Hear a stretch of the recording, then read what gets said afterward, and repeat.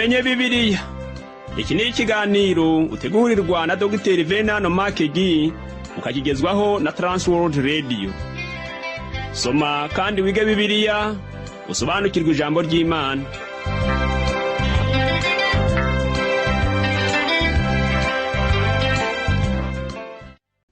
Uraho neza nshuti muvandimwe uteze amatwi ikiganiro tumenye Bibiliya. Amahoro y'Imana nabane nawe. Kaze muri iki kiganiro ugezwaho nanjye Parfait Ntamvutsa. Mu kiganiro cy'ubushize twigiye hamwe igice cya 13 cyo mu gitabo cya mbere cya Samweli. Muri iki gice twabonye uburyo Sawuli yigometse ku Mana. Muri iki gihe Sawuli w'imbere yari amaze kugaragarira amaso y'abantu. Abisirayeli benshi babonaga ateye neza, ari umusore w'ibigango, bakagira ngo ibyo nibyo biranga umwami. Nyamara uyu mugabo Sawuli ntiyarahuye n'ubushake bw'Imana. Nk'uko nasize mbikubwiye rero, uyu munsi tugiye gutangira igice cya 15 cyo mu gitabo cya mbere cya Samweli. Muri iki gice turaza kubonamo uburyo Sawuli yigometse ku Mana kubwo gukiza Agagi, umwami w'Abameleki. Batubwiremo kandi n'uburyo Samweli yaciriye urubanza Sawuli kubwo kutumvira Imana. Muri iki gice cya 15 cyo mu gitabo cya mbere cya Samweli tubona Sawuli yigomeka ku Mana. Ikindi turabona ashaka Samweli ngo amufashe guhisha icyaha cye imbere y'abantu. Hano Imana yari itangiye kwibagirwa Sawuli nk'umwami wa Isirayeli, kuko nta byiringiro yari agifite, kuko yari amaze gukora ibyaha byinshi imbere y'Imana. Tuzabona ko Samweli yakundaga Sawuli igihe yakoraga ikiriyo cye. Kuki Sawuli yagombaga kwicisha inkota Abamaleki na Agagi mu buryo bw'agashinyaguro? Igisubizo tugisanga mu gitabo cya Esiteri, aho tubona umugabo witwa Hamani washatse kurimbura ubwoko bw'Abayuda. Nawe yari Umumeleki. Imana yari izi neza kamere y'Abameleki, ari nabo bateye bwa mbere Abisirayeli ubwo bari muri bwa butayu bukomeye bava mu gihugu cya Egiputa. Iyi nkuru tuyisanga mu Kuva igice cya 17 kuva ku murongo wa 8 kugera ku murongo wa 16. Dukomeje kwiga ku buzima bwa Sawuli, turabona ko yari umuntu wa Satani. Ndatekereza ko kumwita gutyo bitari ukumurenganya rwose. Ku giti cyanjye ntabwo nizera ko Sawuli yari yarakijijwe, kandi nibaza yuko muri we yishushanyaga. Yerekaga abantu ko ari umuntu w'Imana, ariko ntabwo yari we rwose. Nanone yagerageje kwigomeka no kutumvira bitewe na Agagi. Reka dusome mu gitabo cya mbere cya Samweli igice cya 15 duhere ku murongo wa mbere tugere ku murongo wa 3. Haranditse ngo, hanyuma Samweli abwira Sawuli ati, Uwiteka yantumye kukwimikisha amavuta ngo ube umwami wa Isirayeli. Nuko rero ube wumvira Uwiteka mu byo avuga. Uwiteka Nyiringabo avuze ngo, nibutse ibyo Abamaleki bagiriye Abisirayeli ubwo babatangiraga mu nzira bava muri Egiputa.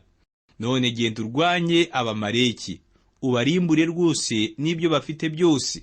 Ntuzabababarire, ahubwo uzica abagabo n'abagore n'abana b'impinja n'abonka, inka n'intama, ingamiya n'indogobe.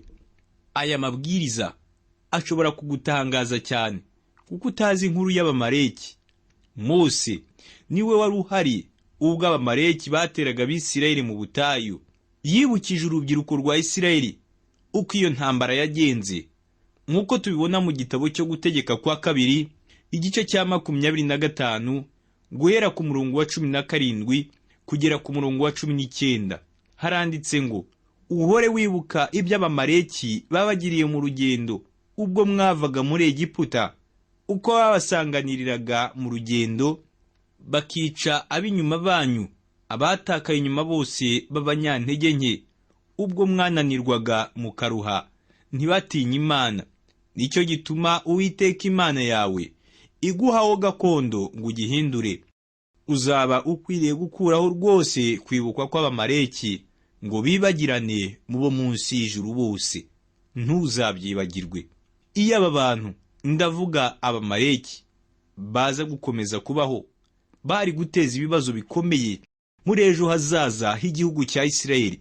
Nk'uko tubibona muri iyi nkuru, hari abamaleki bamwe Sawuli yakijije. Nanone nitugera mu gitabo cya Esiteri, tuzabonamo undi mumeleki witwa Hamani.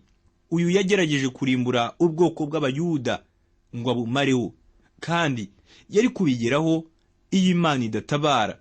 Iyo dutumbiriye Imana, dusobanukirwa n'ibikorwa byayo. Mu by'ukuri, mu gihe wowe nanjye tutari Imana kandi tutabasha kuyifatira imyanzuro, nta burenganzira na bumwe dufite bwo kuyicira urubanza.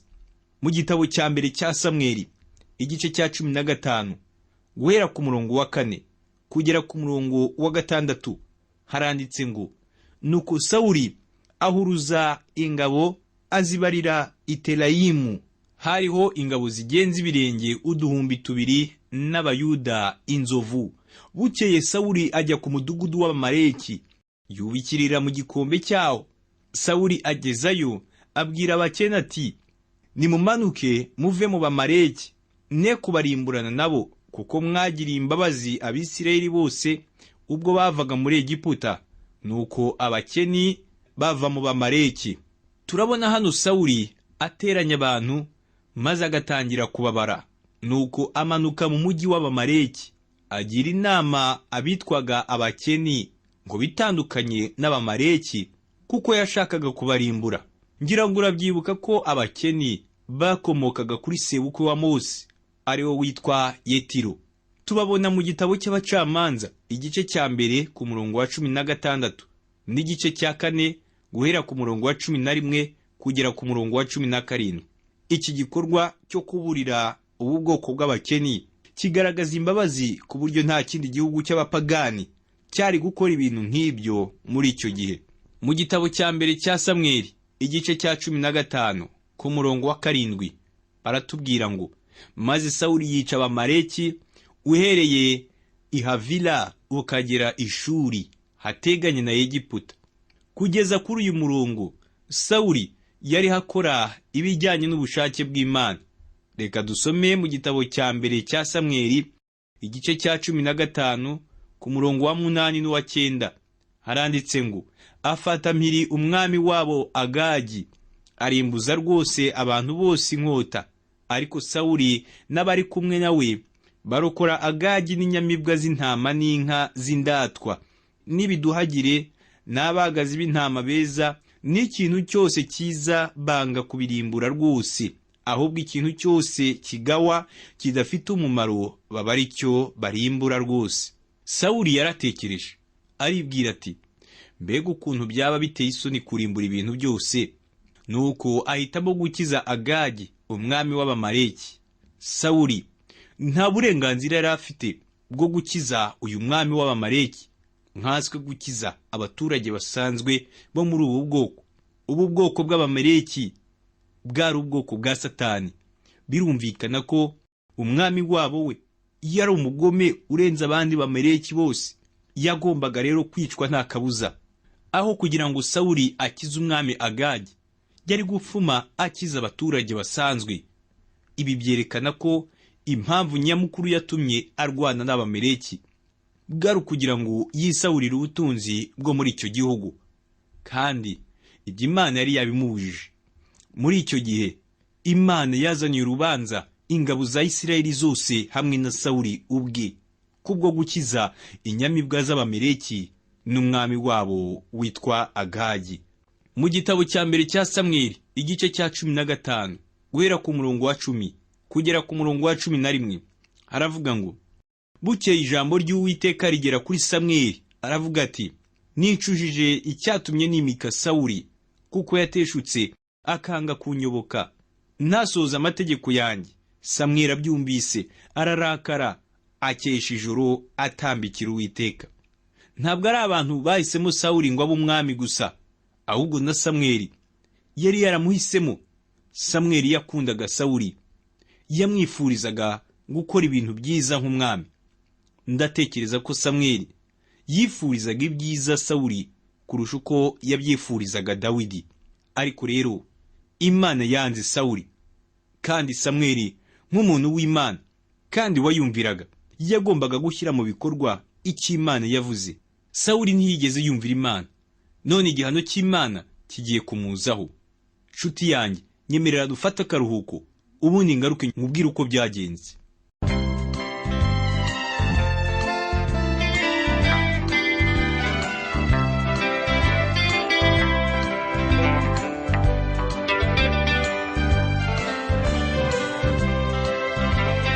Transworld Radio. Oh, Transworld Radio. Transworld Radio. Transworld Radio. Sambirana, Sambirana, Sambirana, Sambirana, Sambirana, Sambirana, Sambirana, Sambirana. Imana ihabwa icyubahiro. Reka dusome mu gitabo cya mbere cya Samweli igice cya 15 guhera ku murongo wa 12 kugera ku murongo wa 13. Haravuga ngo maze Samweli azinduka kare mu gitondo ngo ahure na Sawuli. Babwira Samweli bati, Sawuli yasohoye i Karumeli kandi yishingiye urwibutso, nyuma arahindukira arakomeza amanukana i Gilugali. Hanyuma Samweli asanga Sawuli. Sawuli aramubwira ati, Uwiteka guhire, dore nashohoje itegeko ry'Uwiteka. Sawuli yatekereje ko yumviye Imana, ariko Samweli agiye gutangira kumugaragariza icyaha yakoze cyo kutumvira Uwiteka.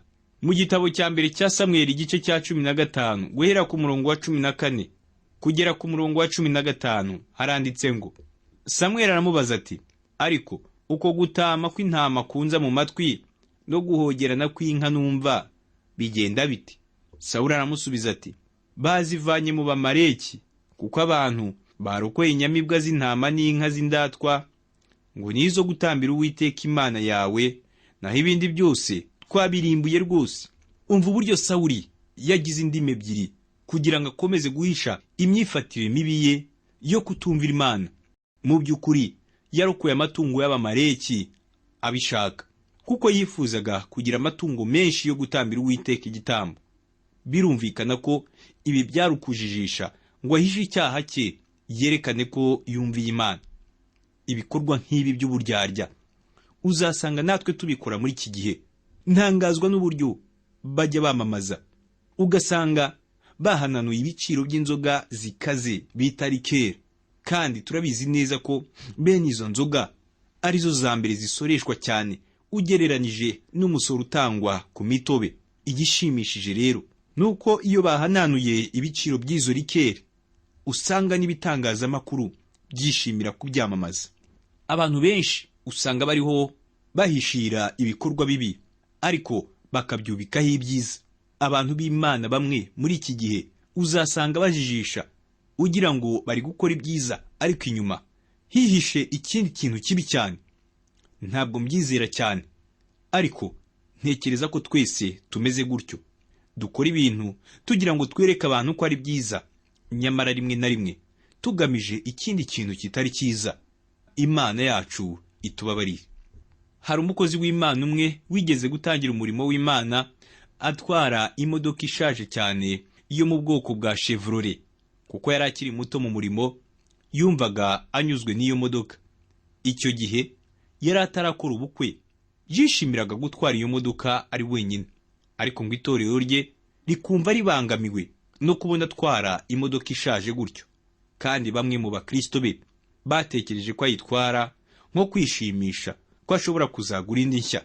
Igihe kimwe aza guhura n'umukobwa ari nawe waje kuvamo umugore we. Icyo gihe wa mukozi w'Imana yatangiye gusaba Imana kumuha indi modoka nshyashya. Yabwiye Imana ko yifuza imodoka nshyashya izajya imufasha gukora ingendo nyinshi asura abakristo be. Ariko mu by'ukuri ntabwo ari cyo yari agamije gusa, ahubwo avuga ko yashakaga kubona indi modoka nshya kugira ngo ajye yemeza wa mufiyanse we. Ibitekerezo nk'ibi rero bibaho ku bantu bose, baba bakijijwe cyangwa abadakijijwe. Igihe byagaragaraga ko Sawuli atumviye Imana, uraza kubona ko iyo agerageje kwikuraho icyaha ahubwo akagishinja abantu be. Yaravuze ngo abantu barokoye inyamibwa z'intama n'inka z'indatwa. Nyamara kandi ibyanditswe bivuga ko ababikoze ari Sawuli n'abantu be. Yari umwami, kandi umwami ni we uryozwa byose. Mu gitabo cya mbere cya Samweli igice cya 15 guhera ku murongo wa 20 kugera ku murongo wa 21 haranditse ngo Sawuli abwira Samweli ati, ariko kumvira numviye Uwiteka. Nagiye muri iyo nzira yanyoherejemo, nzana Agagi umwami w'Abamaleki, n'Abamaleki ndabarimbura rwose. Ariko abantu nibo benzeho intama n'inka zarutaga izindi ubwiza mu zarimburwaga, kugira ngo babitambirire Uwiteka Imana yawe i Gilugali. Sawuli yavuze ko yumva ijwi ry'Uwiteka. Umenye neza ko atigeze avuga ngo Imana yanjye, cyangwa se ngo Imana yacu, ahubwo yaravuze ngo Imana yawe. Ntabwo yigeze yemera ko ari we warokoye abantu n'amatungo by'Abamaleki, ahubwo icyo yihutiye ni ugushinja abantu ko ari bo babikoze. Mu gitabo cya mbere cya Samweli igice cya 15 guhera ku murongo wa 22 kugera ku murongo wa 23 haranditse ngo Samweli aramusubiza ati, mbese Uwiteka yishimira ibitambo byoswa n'ibindi bitambo kuruta uko yakwishimira umwumviye? Erega kumvira kuruta ibitambo, kandi kwitonda kukaruta ibinure by'amasekurume y'intama. Kuko ubugome busa n'icyaha cy'uburozi, kandi n'udakurwa ku ijambo asa n'uramye ibishushanyo na terafimu. Ubwo wanze ijambo ry'Uwiteka, nawe yanze ko uba ku ngoma. Uyu ni umwe mu mirongo idasanzwe yo mu byanditswe. Uyu murongo utwereka uburyo Imana yanze Sawuli ko akomeza kuba umwami wa Isirayeli, bitewe n'uko atumviye itegeko ryayo. Ubu ni ubutumwa bw'ingenzi kuri twebwe twese abitwa ko turi abana b'Imana. Hari amagambo menshi dukoresha muri iki gihe agoretse, tuvuga ko turi inshuti z'umwami Yesu Kristo. Hariho indirimbo nyinshi turirimba zivuga ngo Yesu ni inshuti yanjye. Ariko inshuti yanjye, tugomba kwitonda cyane mu gukoresha amagambo nk'aya ngaya. Ese iyo uvuze ngo Yesu ni inshuti yawe, n'icyo ushaka gusobanura? Mu by'ukuri ni nk'aho ushaka kuvuga ko muri ku rwego rumwe. Ndamutse mvuze ko perezida w'u Rwanda ari inshuti yanjye, naba nshaka kwerekana ko ari umuntu turi ku rwego rumwe.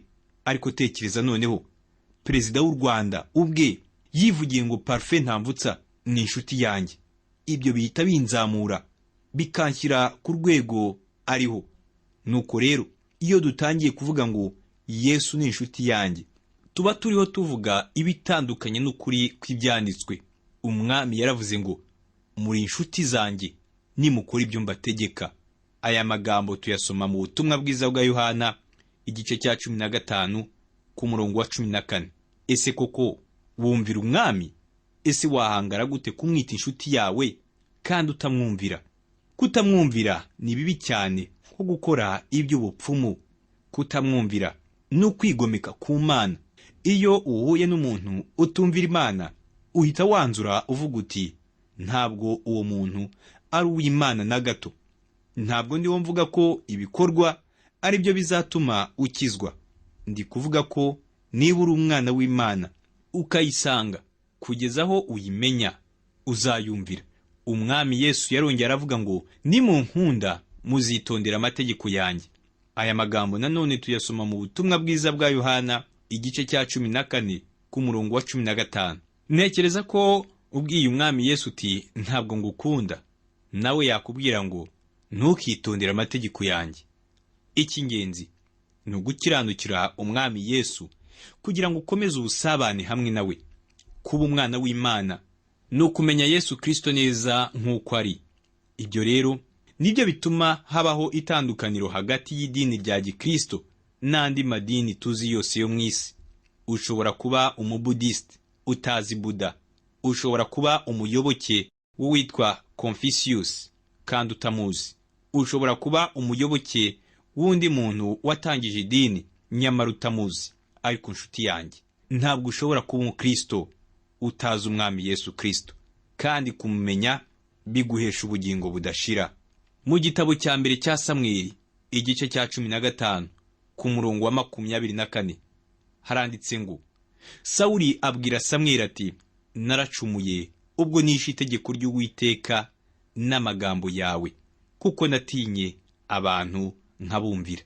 Urabona ko Sawuli nta muhamagaro w'Imana yari afite. Yaravuze ngo yatinye abantu, bituma yubahiriza ibyifuzo byabo. Iyo yashakaga gushimisha buri wese, abantu benshi bameze nka Sawuli, abavugabutumwa benshi baba bashaka gushimisha buri wese. Nigeze kumva umukozi w'Imana umwe yigeze gukora ibisa bityo, nuko arerura aravuga ati, nashatse kunezeza buri wese. Urumva ko nawe ntaho atandukaniye na Sawuli. Birumvikana ko uyu muvugabutumwa nyuma yaje gusaba Imana imbabazi. Mu gitabo cya mbere cya Samweli igice cya 15 guhera ku murongo wa 25 kugera ku murongo wa 29 haranditse ngo, noneho ndakwinginze, mbabarira icyaha cyanjye kandi uhindukirane nanjye kugira ngo nsenge Uwiteka. Samweli abwira Sawuli ati, sindi busubiraneyo nawe, kuko wanze ijambo ry'Uwiteka, nawe yanze kuba umwami wa Isirayeli. Nuko Samweli agihindukira kugenda, Sawuli asingira ikinyita cy'umwambaro we uracika. Samweli aramubwira ati, Uwiteka nawe aguciye ku ngoma ya Isirayeli uyu munsi, ayihaye umuturanyi wawe ukuruta. Ibera Isirayeli amaboko ntibeshya, kandi ntiyihana, kuko atari umuntu ngo yihane. Imana yemeye ko Sawuli aba umwami, ariko ubu ngubu noneho igiye kumukura ku ngoma kubera icyaha cye. Wagira ngo Imana yari yahinduye intekerezo zayo, ariko nyamara kuva na mbere hose niko Sawuli yari ameze. Ntabwo yari umuntu mwiza na gato. Ntabwo ari Imana yahinduye Sawuli, ahubwo niko Sawuli yari ateye. Sawuli yaracumuye, Imana rero yagombaga kumuhana. Mu gitabo cya mbere cya Samweli igice cya 15 ku murongo wa 30 haravuga ngo, Sawuli aravuga ati, naracumuye, ariko none ndakwinginze unyubahirize imbere y'abatware b'abantu banjye n'imbere y'Abisirayeli, tugarukane kugira ngo nsenge Uwiteka Imana yawe. Ntabwo ntekereza ko kwihana kwa Sawuli ari ukukuri. Reba nawe uburyo ariho ahisha icyaha cye. Yabwiye Samweli ati, naracumuye, ariko none ndakwinginze unyubahirize imbere y'abatware b'abantu banjye n'imbere y'Abisirayeli. Iyo yashakaga kwihana, ariko ntiyemere guhanwa kubwo kutumvira, yakomeje kuba indyarya kugeza ku iherezo ry'ubuzima bwe. Mu gitabo cya mbere cya Samweli igice cya 15 guhera ku murongo wa 32 kugera ku murongo wa 33 haranditse ngo, maze Samweli aravuga ati, nimunzanire hano Agagi umwami w'Abamaleki. Nuko Agagi aza aho ari akimbagira, aravuga ati, erega intorezo z'urupfu ziracitse.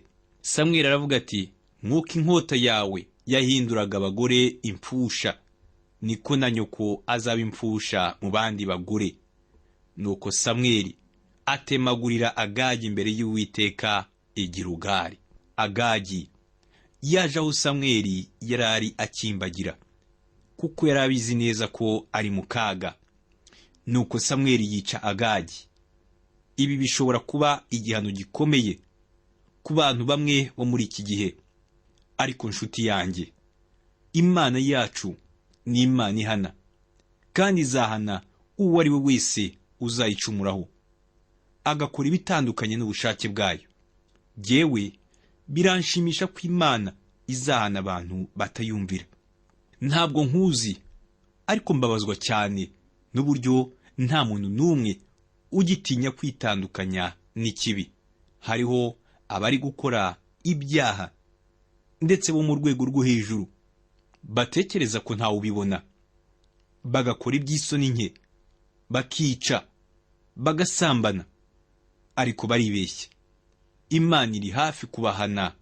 Hano turabona rero Samweli yica uyu mwami mubi w'Abamaleki witwaga Agagi. Mu gitabo cya mbere cya Samweli igice cya 15 guhera ku murongo wa 34 kugera ku murongo wa 35 haranditse ngo, Samweli ahera ko agirama Sawuli arazamuka ajya iwe i Gibeya ya Sawuli. Uhereye ubwo Samweli ntiyongera kuza kubonana na Sawuli kugeza aho yapfiriye, ahubwo aramuririra, kandi Uwiteka aricuza kuko yimitse Sawuli akaba umwami wa Isirayeli. Iyo Bibiliya ivuze ngo Imana iricuza, wagira ngo ibikorwa byayo harimo kwibeshya, bikaba byatuma ihindura ibitekerezo. Ariko ntabwo ariko bimeze. Imana yari yaravuze kuva mbere hose ko Sawuli nadakora ibyiza izamukura ku ngoma. Sawuli rero yaracumuye. Imana rero yagombaga kumukuraho ntiyongere kuba umwami. Imana yanga icyaha kandi rwose iragihana. Abantu nibo bari baratoranyije Sawuli ariko aracumura. Nyamara nubwo biri uko, Samweli yamukoreye ikiriyo ubwo Sawuli yapfaga. Ndatekereza ko Samweli yakundaga Sawuli cyane kurusha uko yakundaga Dawidi. Samweli yababajwe n'uburyo Sawuli yacumuye ku Mana akayivaho. Niyo mpamvu Samweli yajyaga abwira Sawuli amagambo akomeye yo kumucyaha kuko yamukundaga cyane. Nanone kandi amagambo ya Samweli yabaga avuye mu mutima w'Imana. Inshuti yanjye, urukundo rw'Imana ntabwo ruzayibuza gucira urubanza abanyabyaha. Imana ikunda abantu bayo, ariko nibaguma mu byaha izabahana nta kabuza. Imana yacu irera, Imana yacu irakiranuka kandi ntirenganya, ndetse yuzuye urukundo. Reka dusenge. Uri mwiza Mana, nta wundi uhwanye nawe. Ineza yawe ntabwo irondoreka. Wuzuye ubuntu n'ukuri. Abari mu isi bose ni abantu bawe. Ubakunda utarobanuye ku butoni, ariko uwijandika mu byaha wese akanga kubivamo, uwo ntuzigera umubabarira kuko adashaka kukwizera. Reka nsabire bene uwo wese wijanditse mu businzi, ubujura, ubwicanyi, ubusambanyi, gutukana, gusebanya, kubeshya n'ibindi bibi biteye isoni, ngo guhera uyu munsi abivemo, maze atangire asogongere ku buryohe bw'urukundo rwawe. Ndakwinginze ngo guhera uyu munsi waba yaratanye akajya kure yawe akugarukire, nawe umuhindure umwana wawe. Mbisabye kubwa Yesu Kristo, umwami n'umukiza wacu. Amen. Ndagushimiye cyane nshuti wabanye nanjye mu kiganiro cy'uyu munsi. Ndatekereza noneho ko tugeze ku bice biryohera abantu batari bake. Wenda nawe waba uri umwe muri abo. Akaba ari igice cya 16 na 17 mu gitabo cya mbere cya Samweli. Waba uzi ibivugwa muri ibi bice? Reka nzakumara amatsiko ngarutse. Ngaha amahoro n'umugisha biva ku Mana bibane nawe.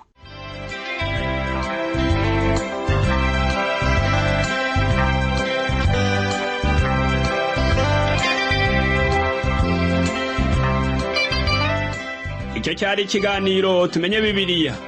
Niba wifuza kugira icyo ubaza, kudutera inkunga cyangwa ushaka kuduha ubuhamya, ushobora guhamagara cyangwa kohereza ubutumwa bugufi kuri telefoni igendanwa. Inomero ni 07 81 27 90 18. Ushobora kandi kutwandikira kuri page yacu ya Facebook yitwa Tumenye Bibiliya, cyangwa kuri email yitwa umucyo@yahoo.fr. Imana iguhe umugisha.